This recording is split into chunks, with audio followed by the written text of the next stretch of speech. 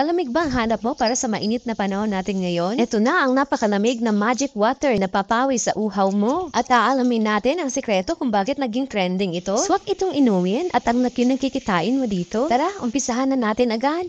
At dito sa ating kawali, maglagay lang ng 5 cups ng tubig. Patok na patok ang mga palamig na yon. Napakainit kasi ng panahon. At lagyan lang natin ng gulaman powder. Yung unflavored po, white or clear gulaman. I-mix-mix lang natin ito mabuti hanggang sa matunaw ang gulaman. At kapag okay na, pwede na po natin i-on ang stove. I-mix-mix lang natin ito palagi para hindi magbuo-buo. At kapag ganito na malapit ng kumulo, pwede na po natin ito hanguin. At i-transfer lang po natin dito sa ating lalagyan. Tanggalin lang po natin ang mga bubbles para maganda tingnan.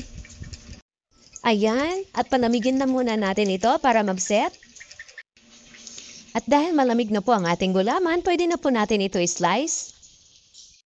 Mas maliit, mas maganda para marami.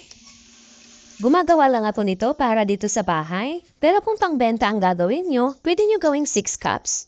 5 cups lang kasi ang nilagay ko para mas marami at malaki ang tutubuin ninyo.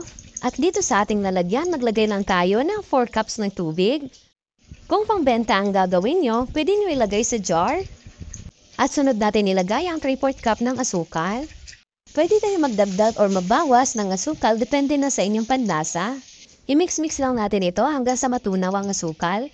Kung gusto nyo ng maramihan, doblihin or triplihin nyo na lang po itong ating ingredients. At ilagay na natin dito ang mga na-slice natin na gulaman. I-mix-mix lang natin ito at para sa sikreto ng ating magic water, lagyan lang natin ng half teaspoon ng banana essence. Ito ang magpapasarap at magbibigay ng kakaibang aroma dito sa ating magic water. At lagyan na natin ito ng yellow.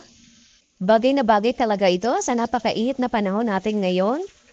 Mas maraming yellow, mas masarap, mas malamig.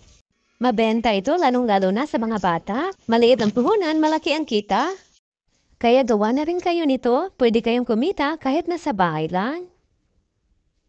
Maraming salamat, hanggang sa susunod po!